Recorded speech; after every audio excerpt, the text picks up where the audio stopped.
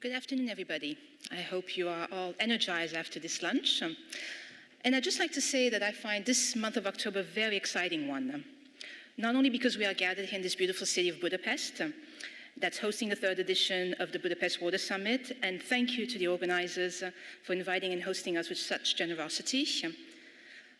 But it's also the month of the Nobel Prizes, and President John F. Kennedy said that whoever solves the problem of water will get 2 Nobel Prizes, one for peace and one for science. And actually, coincidentally, 2 Nobel Prize winners this year have contributed one way or another to water-related issues and solutions.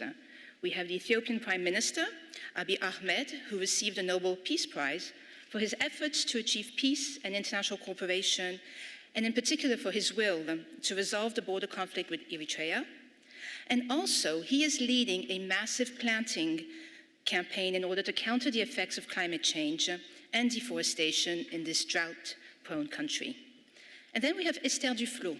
She's a French-American economist who received a Nobel Prize in Economy for her work on fighting poverty and the importance of access to water for poor households.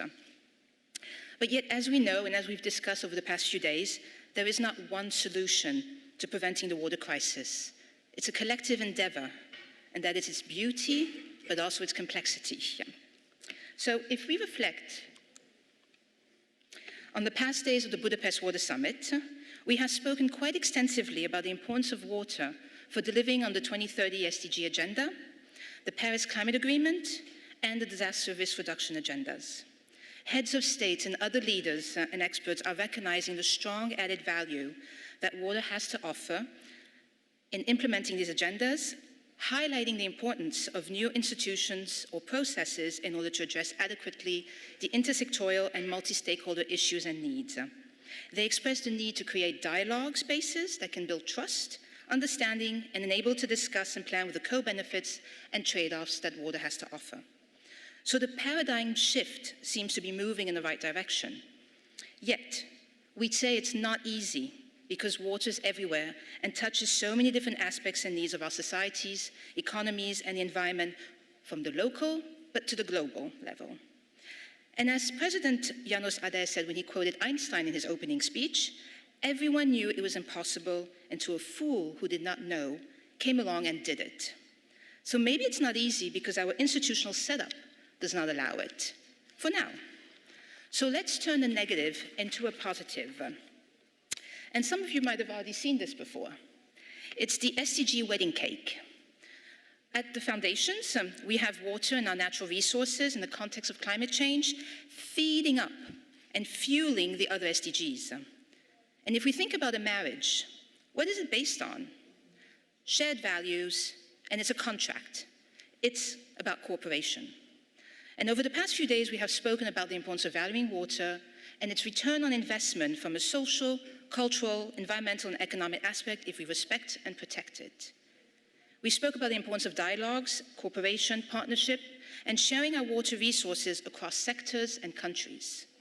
So this refers directly to what's at the top of the cake, SDG 17, representing the married couple that's in the partnership. But do we have the adequate space for this marriage to thrive and grow? Where is its home? Is our institutional setup and architecture enabling us to thrive, grow, and engage with others in order to transform this world into the future we want and need? If not, what needs to be done to go from a paradigm shift to an institutional shift? So to debate, exchange views, and find ways to move forward, I have the pleasure of sharing the stage with His Excellency Daniel Turk, former President of the Republic of Slovenia and former Chairman of the Global High-Level Panel on Water and Peace. Also Ms. Leisha Wittmer, who is a member of the Steering Committee of Women for Water Partnership. Ms. Christine Dawson, Acting Deputy Assistant Secretary for Environment at the Bureau of Oceans and International Environmental and Scientific Affairs from the Department of State of the United States of America. Ms. Nshedi Sophia Makomba Morip, Chief Director of Global Cooperation and Strategic Partnerships from the Department of Water and Sanitation of the Republic of South Africa. Mr. Anthony Slater, founder of Water Policy Group and based in Australia, and Mr. Joshua Newton, who's an independent consultant. So I'd like to ask Daniela Turk, if you please like and join us and deliver your keynote speech to frame the issue. Thank you.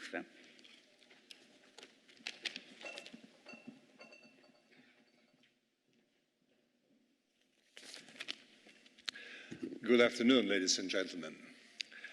As chairman of the Global High-Level Panel on Water and Peace, I have been involved in a number of discussions on the institutional aspects of international cooperation, promoting water cooperation and helping to establish and maintain peace. So this is a subject which is discussed often, intensely, but without final results as yet. There is an old rule in journalism. When you see an article in a newspaper that ends with a question mark, then the answer is no. So do we have an adequate architecture to support transition? If this was an article in a journal, the answer would be no. I assume that the authors of the program of our conference have always had something of that kind in mind, although not necessarily as negative as the journalistic traditions would suggest. Ours is, after all, not an assembly of journalists. We are here to speak about problems and about the ways towards solutions.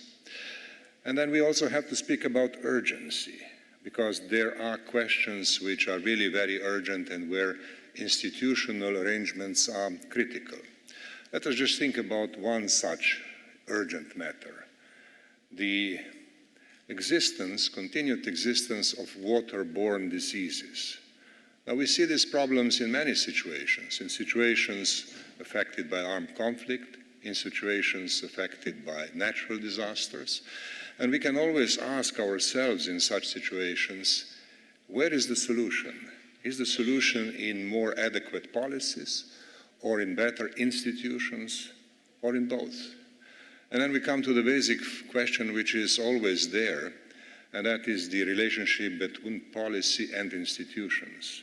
It is a two-way relationship. There are no effective institutions without good policies, but very often a good policy requires an appropriate institutional arrangement. Now, how do we apply these general realizations to our area, the area of water cooperation?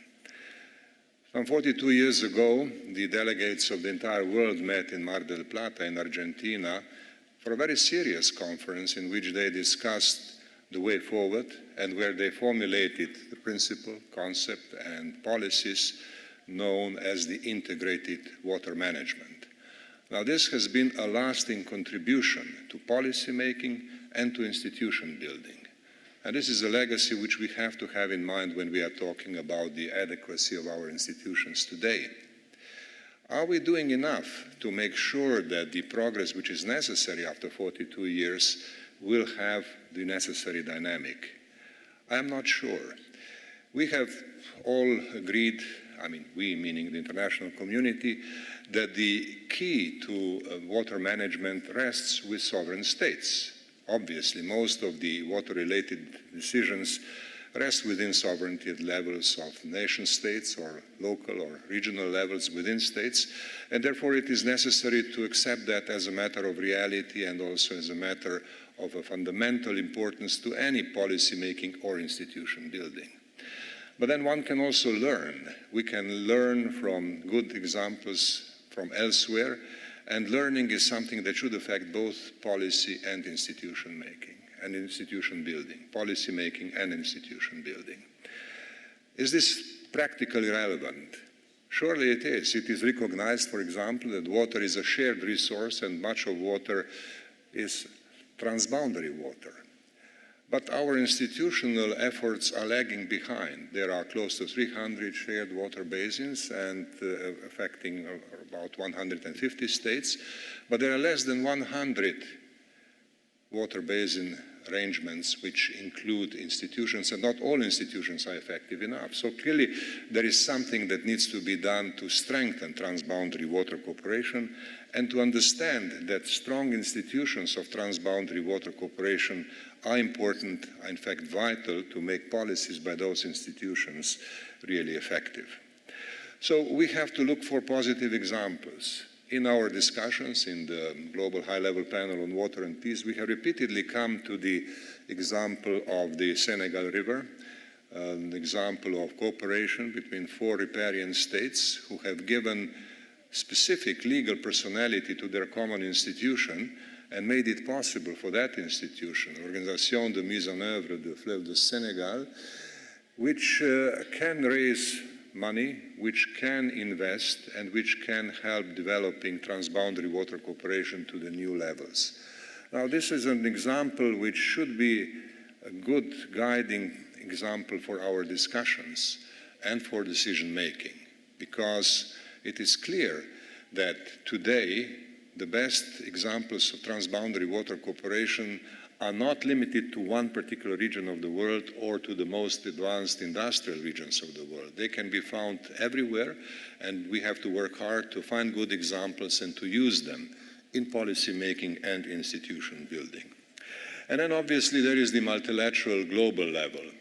The United Nations, our common organization, consists of 32 programs, funds and agencies and other entities which deal with water. None of them is dealing with water as the primary objective. And if one comes back to the question of waterborne diseases, one cannot be but critical about WHO, which of course is addressing this problem, but that problem is a relatively small part of work of that organization. I did not mean to criticize WHO. I'm simply saying that policy making for some critical things in current institutional setting is not at the level at which we would hope it to be. So therefore, there is a need for change within organizations and for change among organizations. Luckily, very soon, the paradigm shift of which Maggie spoke is going to produce important international meetings, which would allow us to look at the practices and institutional settings at the global level with a fresh and critical look. One of them will take place in 2021. It will be related to the Sustainable Development Goals. There is, as we all know, Water Action Decade, which will have its midterm review in 2023. And I would like to invite all of us to think very clearly and very critically about our global system and about the need to improve that system, both within organizations that we have and perhaps building new types of cooperation for the future. I have myself worked in the United Nations for a number of years, and I have seen how difficult it is to reform the institutions once they are legally and diplomatically established. But maybe we can do things which do not require immediate legally defined reforms. Maybe we can do a lot by effective networking on the margins of the institutions and helping them build better policies and better arrangements for their mutual cooperation. Maybe we can do more in that regard. Now, the time is ripe for such initiatives, and the conference, the Budapest Water Summit, is one of those important events which leads to serious, critical, imaginative thinking, and I would like to invite you all, and especially my fellow panelists, to come with specific ideas on how to use the opportunities which are emerging before our eyes to make the institutional architecture better. With this, I would like to thank you for your attention, and I'll be happy to take questions in the remainder of our program. Thank you very much.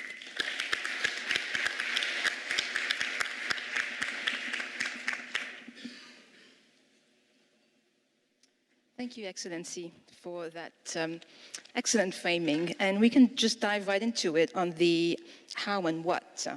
I want to ask Leisha, you've been following this issue for quite some years now, and also all the different processes. And as His Excellency mentioned, 32 agencies, one that has the difficult task of having to coordinate the water issue also, UN Water. There's the upcoming conferences, 2021 and 2023.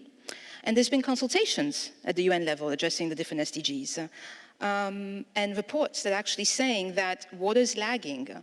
It's not going to be on track, and it doesn't have a home. So how can the water community and the international community be more effective in highlighting water's essential role in delivering on the global agendas? And what do you think are the key ingredients to reach that? That's quite an order, Maggie. Maybe I can make one remark before I try and answer that. One is that I applaud the Hungarian government to making sure that we have this debate here in Hungary. So thank you for doing that again. And I hope you will keep doing that. And secondly, I want to compliment the organizers, and especially you, Maggie, because this is the first and only men-women balanced panel in the whole summit.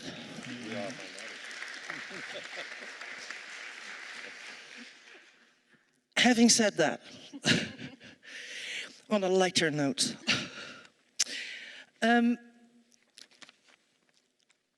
there was a very interesting conclusion from the member states of the General Assembly. And it didn't get much attention, unfortunately, because it was part of a very big package. But it was actually ambassadors of the member states saying we have 4 problems when it comes to governing, coaching, adjusting, motivating the processes around the SDG goals and targets. Because 4 of those targets do not have a home, do not have an institution, do not have an intergovernmental platform, do not have a combined science and capacity building mechanism, and have no multi-stakeholder mechanism. Well, you know the answer. One of those 4 is water. SDG 6 has no father, mother support mechanism. And yes, of course, we have loads of mechanisms around that try and address part of the cake. We have the 2 treaties on fresh water, who have a mechanism still struggling a little bit to combine the 2 conventions in governing, but we have one. But you have to be aware that only 62 countries are a party to these conventions. We have SWA, which is a great initiative to combine financing and everything that has to do with WASH. But you have to realize that only 56 countries are a member of that. And I can go on from there. So there is no mechanism anywhere that combines, which is one of the strongest features of SDG 6 and other water-related targets, by the way, that you look at the whole cycle and all the different aspects of how we manage water. And personally I think that is a huge gap. Now, some people say that's not a problem because we have very efficient people working on transboundary or on wastewater treatment or any other topic. But nobody's connecting the dots. So there is no horizontal mechanism. Apart from, also because of that, there is no mechanism to talk to other SDG mechanisms. So it even goes beyond the effectiveness of the water governance. And I think that's very worrying, because what happens is it's not just the governments not talking to each other at a regular basis at global level, but because of that, and I have to point to myself as well, the other stakeholders also are without a home, because who are we talking to? Do we have to go to 20 places in the world to repeat the same message every time again? Or do we also can take advantage of that and combine those forces as well? So we have mechanisms in the UN that address multi-stakeholder. We have the major groups and other stakeholders mechanism that is connected to the HLPF. Again, there is no dedicated group on water. So that's a bit amazing, isn't it? So what I think is absolutely necessary is that we learn from some of the other, if you wish, topics or mechanisms. I mean, a lot of people, and rightly so, always tell us, look at your friends in agriculture, because they have this whole list of institutional arrangements that you need. But you could also point to UN Women, which is also a mechanism for SDG 5, where all these elements are in place. So there is enough to learn from and combine with in the UN system already. So part of it is having the courage to say, okay, maybe some people say that water is only local. I would say that's not the case. Yes, implementation, most of the time, absolutely. But we have a few minor issues to deal with as well. How are we going to deal with valuing water globally? How are we going to deal with virtual water, which is not just a concept, but it actually means that you need the Minister of Trade, of Agriculture, Industry, Water, to come to some kind of a real, sustainable way of using our waters and not just transporting it from where there is lack of water to where there is abundance. Or the other way around, exporting our waste and wastewater to other parts of the world and causing pollution in their rivers. So there is plenty that needs to be discussed at a global level as well. And if we do it in the existing system, then still, if we combine everything that we already have to offer, you need somebody that creates the synthesis. And we need the governments for that to be brave and say, yes, in this case, you may need to create a new mechanism. Yes, in this case, you may need to decide that you will meet every 1 or 2 years and discuss these maybe very political and uncomfortable issues, but you need to do it if we all want to survive. That would be my main message. Thank you, Leisha. You mentioned governments and what they're doing, and I'd like to turn to Christine now. USA has a water strategy that's built on security and environmental issues, and your title also highlights that you have to work across sectors and communities by addressing the freshwater and the saltwater dimensions. So how can member states find a common denominator around which they can cooperate when it comes to the diverse stakes surrounding water resource management? Well, let me also begin by thanking the government of Hungary for organizing the summit. It's just been fantastic, and especially to the president for his abiding commitment and vision to finding a way forward. Einstein had a lot of quotes, and some of them were perhaps more cheeky than others. He had a definition of insanity, which is doing the same thing over and over again and expecting a different result. So I think we can all agree it's time to try a lot of different things because no single approach is going to work. I think we all clearly agree that addressing water is a global challenge and it requires cooperation among governments.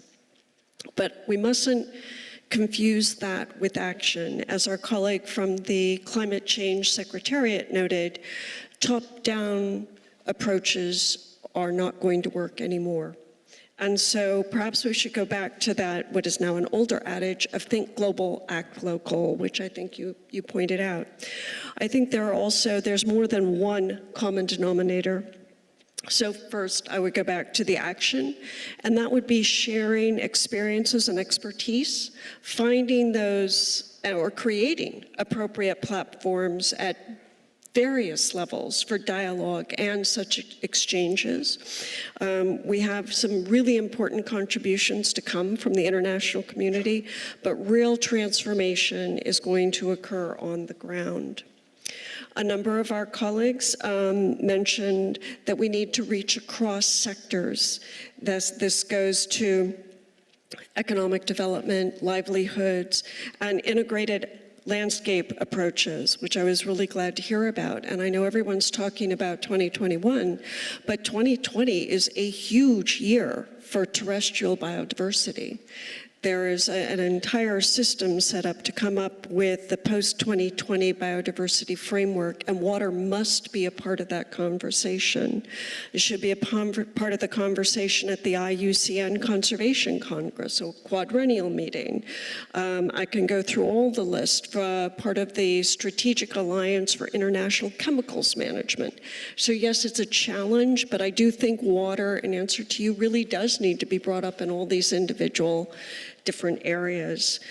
The other common denominator that many of our colleagues made the point that we must reach out across all the stakeholders. And that's very challenging. It's really challenging for governments to make sure they include all the right people, but it's absolutely essential. And education, both of young professionals and the young generation, is critical to that.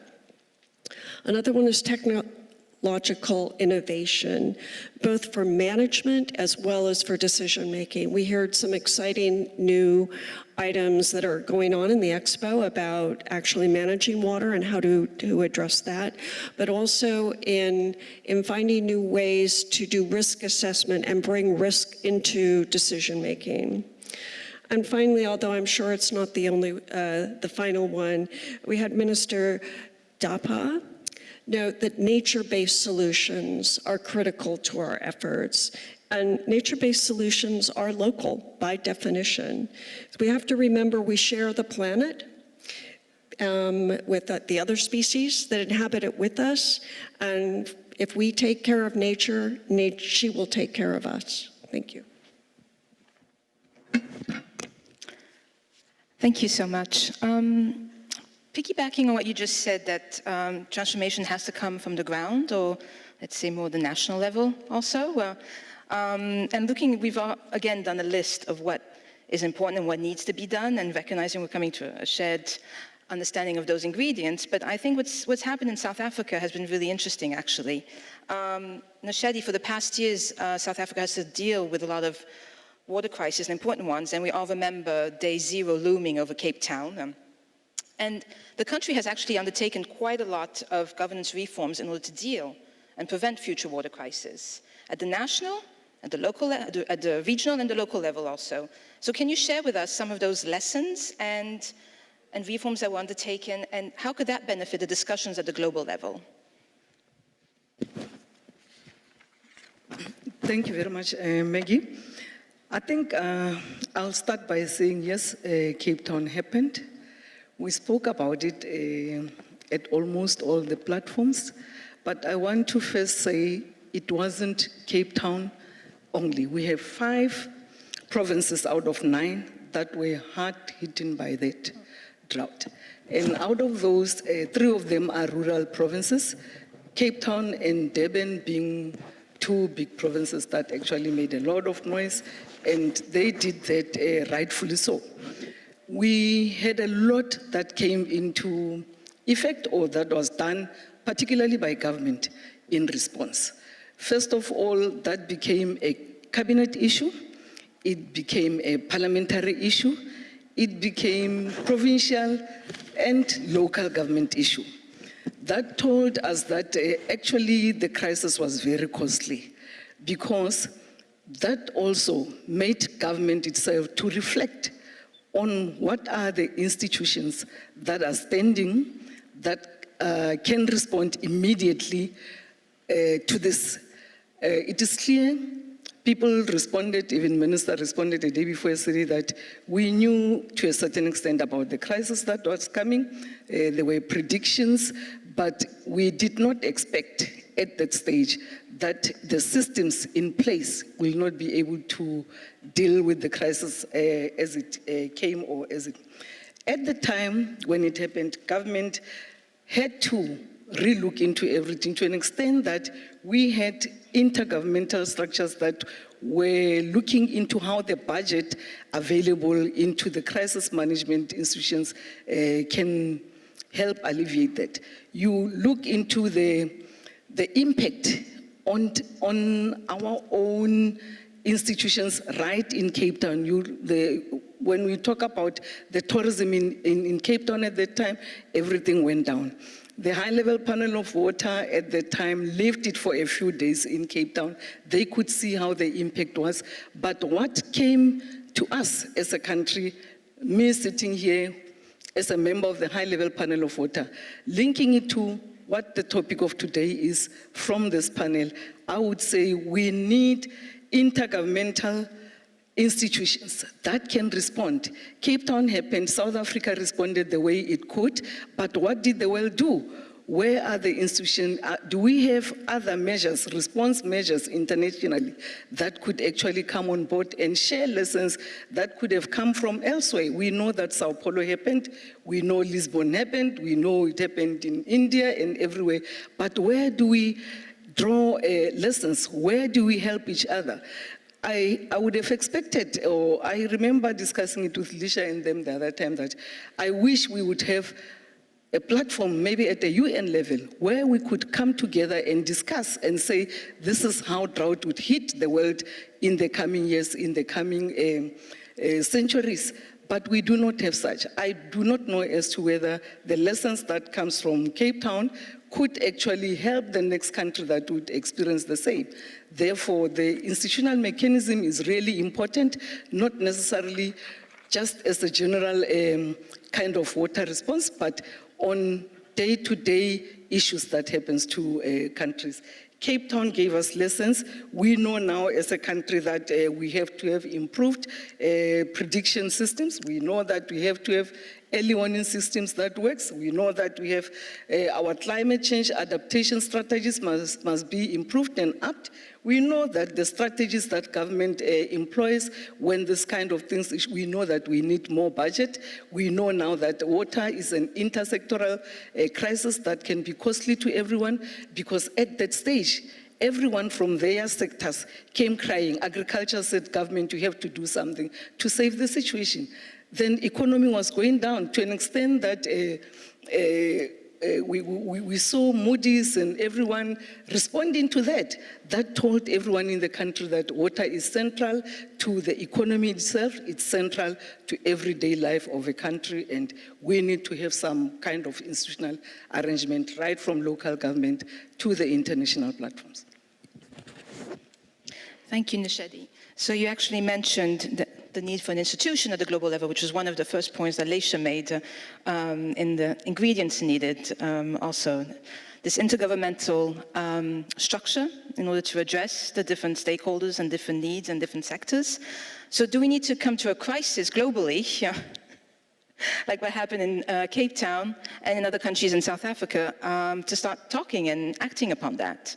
And I'd like to go to Tony now, because you also mentioned the high-level panel on water, which came out also one of the recommendations from the UNSCAP report too, on water and sanitation. And Tony, as a former head of water for the Australian federal government, and then you became the advisor to the Australian Prime Minister for the high-level panel on water, as part of that process, how can we best build on its outcomes to support then the achievement of the 2030 Agenda goals and feed into the 2021 and 2023 conference that Danielo and Leisha mentioned? That we have important steps coming up. Can we bring that institutional shift without going into a crisis? Let's hope we can. I think we shouldn't have to wait for a crisis, because we all know that the risks are very high. Look, first, can I also thank the Hungarian government for inviting me to be on this panel, and congratulate the government for its this amazing conference, which has just been, gets better all the time. Pity it's soon to end. Also acknowledge the support of the Australian Water Partnership in helping me to get to this event. So, look, the high-level panel on water, which my dear friend Nishadi was also an important part of, was an exercise in an attempted exercise in political leadership in water. The reason that the former Secretary General and the former World Bank President decided that it was appropriate to establish a panel made up of serving heads of state and heads of government, in my understanding, was their belief that the most difficult issues to resolve were not so much the technical issues of what to do, but the political issues of how to do it. And the collective wisdom of the then current set of national leaders, most of whom have now changed, would be helpful to the international community in working out how to address these very difficult how-to issues. So the High-Level Panel on Water's report did give some advice on the framing of the issues, and they were basically framed around understanding water, valuing water, and managing water better. So if you wanted a one-sentence summary of the panel's final report, that was sort of the substantive content of that.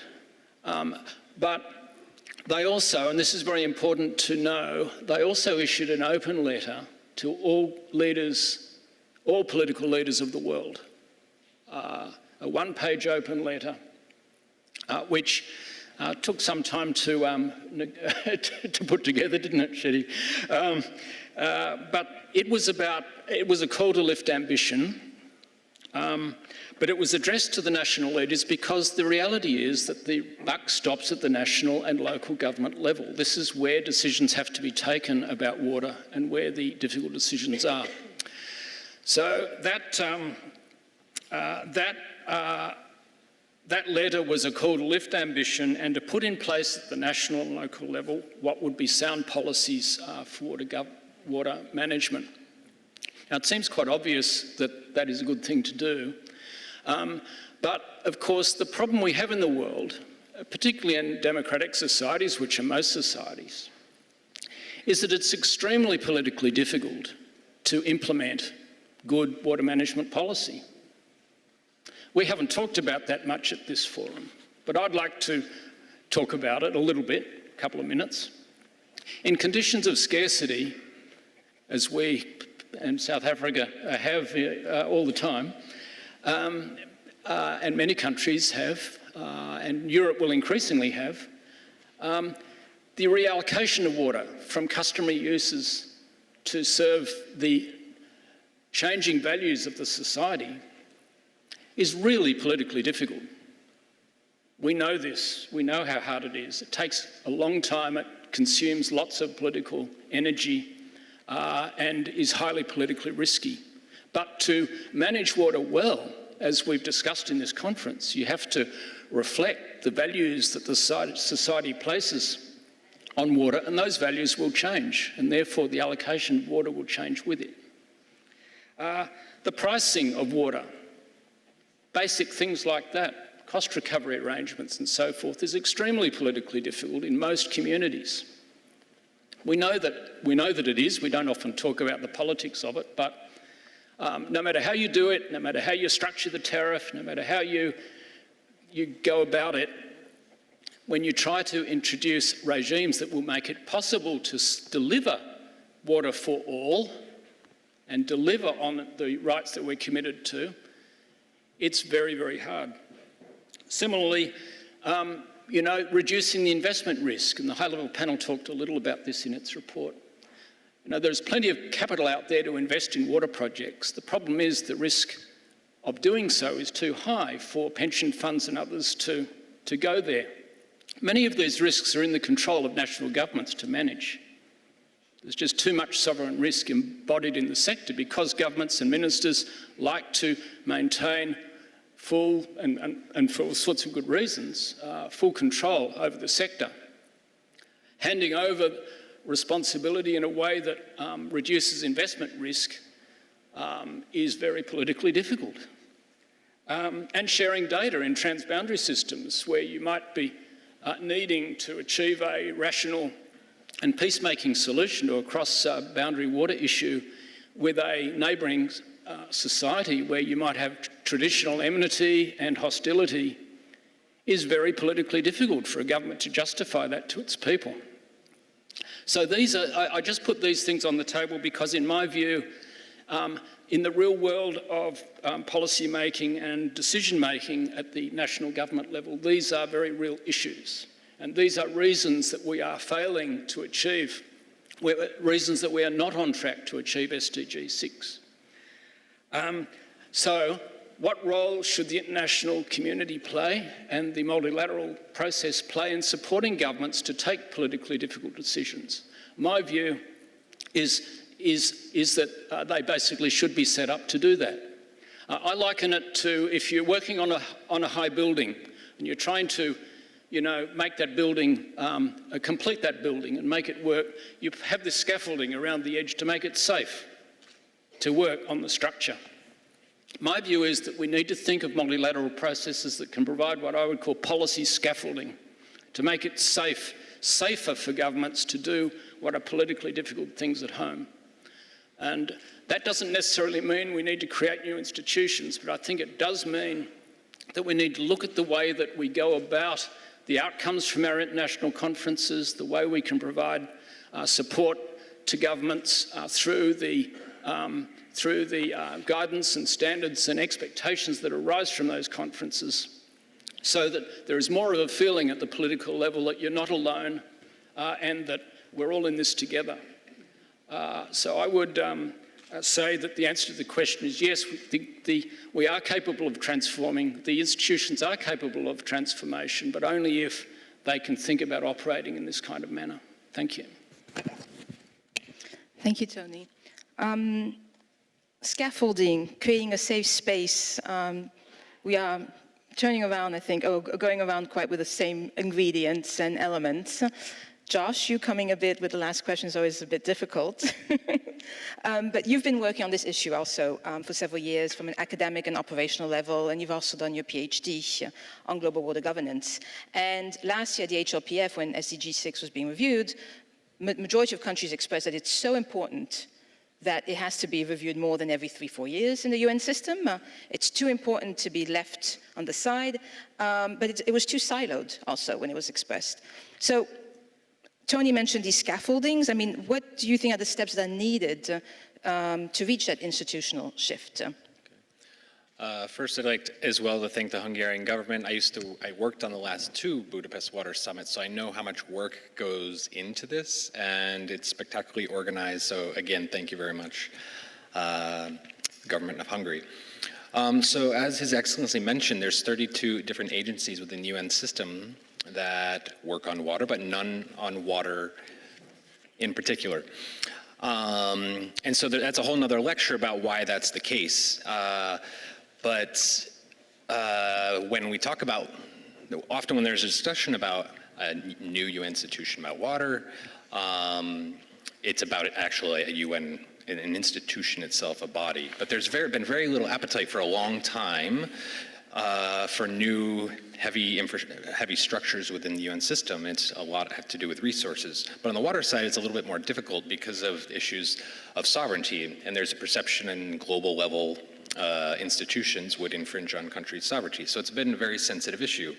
But while that is a topic of discussion often, and what Leisha referred to, is that there's a whole lot of different other options for how we can move forward to build this structure, the scaffolding around the issue of water within the UN system, and then connecting it and integrating it to all the other aspects of the UN system and the intergovernmental processes that take place on climate, on biodiversity, desertification, et cetera.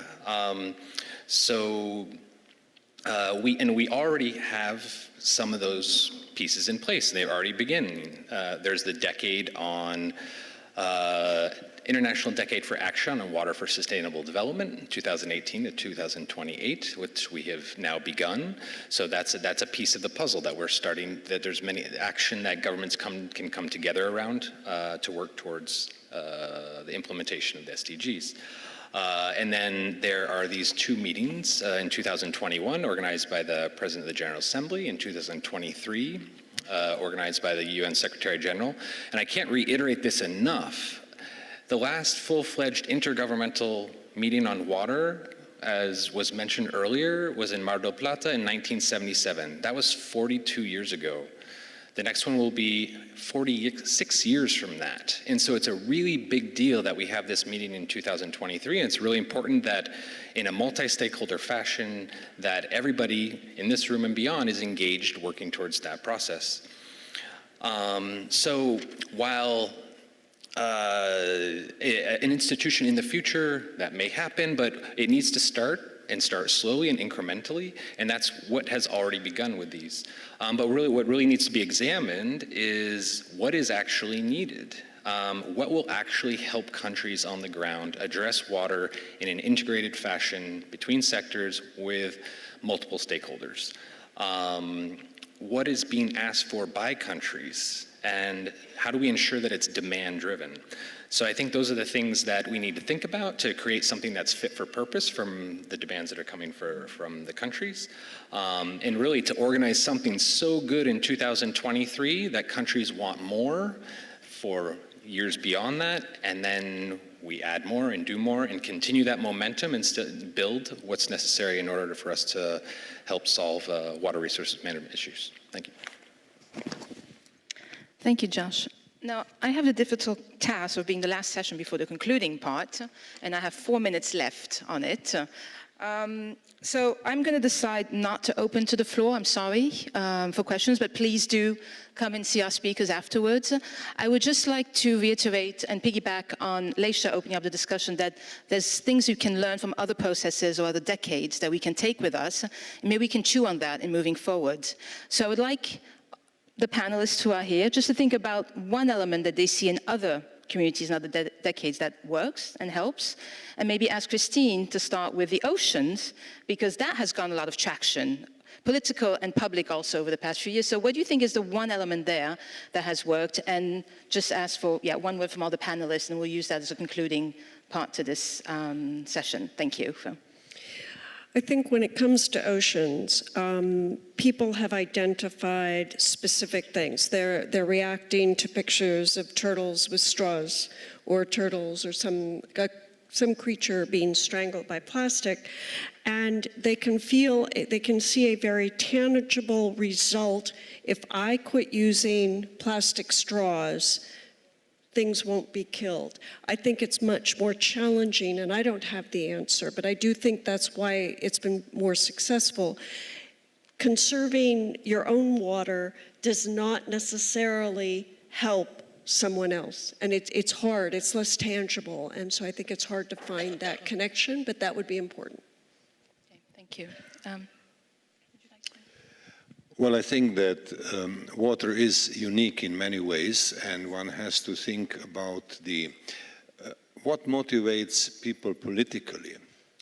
That's the way to start. And obviously, as somebody who lives in Europe, one would clearly see the reason to think about displacement as a very serious problem nowadays, which is not yet fully understood, but which is something that people can understand once they know more, and they can also clearly relate to. So I believe that we have to explain more how water crises in the past have produced displacement and what is the potential for displacement now and in the future. I think that that would be one of the major factors. But this is not going to be the single factor, because there are parts of the world which are used to problems of this nature and therefore have solutions which work locally. Still, I think that in other parts of the world, the question of displacement should be put much more to the center of discussion and explained much better.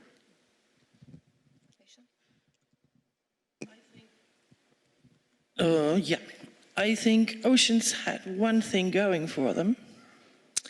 It was a complete surprise to the whole international community that for the first time ever, they were not talking about oceans in terms of the law of the sea and in terms of transport. And suddenly there was a whole different angle to discuss it. They never had anything like it in history. So it was a triple surprise. And I think part of that was the basis of the success, because everybody thought, oh, this is a great idea. I agree with my neighbors that it's important to find something challenging that everybody can understand. And maybe in some cases, stop predicting the disaster, but saying that if you do X, Y, or Z, actually it's going to be nicer. And maybe taking that approach might also help for the next round. Josh? something that would have to be looked at, but just very quickly, I really need to look at how to integrate other thematic areas into how we approach things in the future. Because we talk about integration all the time, but it's not well done, and it's so important for water, and that's really what we need to examine and learn from other processes how they do that well. I do apologize, but I'm really, really sorry, but we ran out of time, and we have a high-level delegation who will join us for the closing session. I do encourage, though, all the participants to approach the panelists outside the room, but not now. After we have finished the closing session, we will have a very quick technical rearrangement. Please stay in the room, stay in the seats. The minute our high-level delegation arrives, we will go straight to the closing session. So I'll see you in a minute or two. Thank you for your understanding.